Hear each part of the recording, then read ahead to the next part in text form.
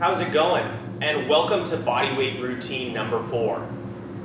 What you're going to want to do before you start this routine is check the description box below this video and determine what level you're at, whether it's beginning, intermediate, or advanced.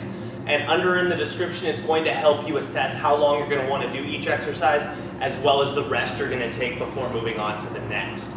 Once you've determined what your level is and what you're going to be doing this video at, then let's dive into the exercises. First exercise we're going to go over is called a skater. Now for the skater, I'm going to use 2 cones. All you need to do is find 2 objects that you can use as sort of indicators that you can then tag back and forth with this exercise.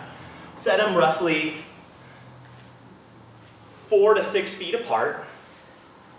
And what you're going to do is that outside leg is going to be your supporting leg, so your weight's going on that outside leg. Inside leg is going to kick behind you, and inside arm is going to reach in front. Step to the side, and the same back and forth. Kicking that inside leg behind, that outside leg is supported. To make it more difficult, simply going faster or jumping further. Both are going to make the exercise a little bit more difficult. You can also make it easier simply by stepping and reaching. You don't even need to bend all the way down. Next exercise we're going into is called the mountain climber. With the mountain climber, you're going to come down onto the hands and toes into a push-up or plank position, and then take one knee, bring it in towards the chest, keeping the foot off the ground, and switch. Going back and forth. The quicker, the more difficult. The slower, it's a little bit easier, but still requires a good amount of core strength. To make this movement more simple, you can elevate the hands onto a chair or a bench and do it the same way. This will take a little pressure off of the core and make it a little more simple if you're having a little problem doing it on the ground. Next exercise, what you're going to need is a towel. You're going to roll it up, wrap your hands, and then, try and pull it apart as hard as you can. Now obviously you're not going to be able to tear the towel in half unless you're really strong, but what it's going to do is it's going to force your shoulders and upper back to engage as you pull those hands apart and put tension into that towel. Once you get tension, what you're going to do is as you're pulling those hands apart, you're going to row them in, touch the chest, push back out.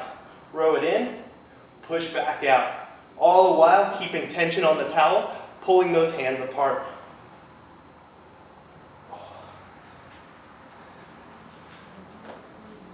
After that, we're going to jump down onto the ground and move into a swimmer.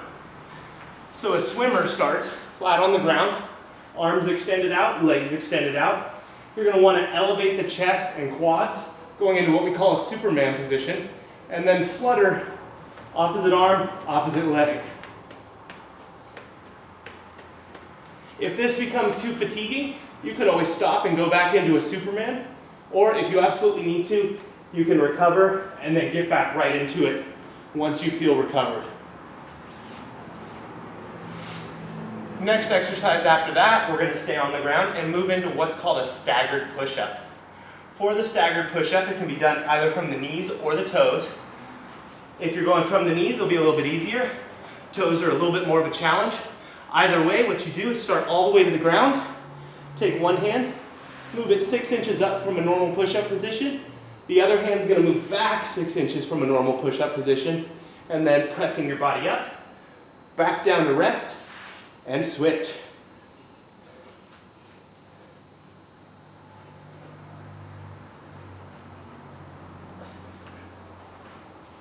And continuing for the full duration of that set.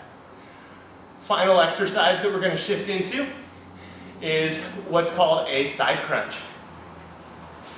Now the side crunch, you're going to lie all the way back just like you're going to do a normal crunch, but you're going to take the feet and drop them to the side with one leg stacked on the other. Take that bottom arm, place it right across your hip, and take that top arm and you're trying to bring your elbow up towards the hip. You won't be able to reach it, but that's going to engage those obliques, and back down. Crunch it up and back down. Now if you're doing the side plank, the side crunch, what you'll want to do is use half the duration of your set to do one side, and then on the other half set, switch over to the other side.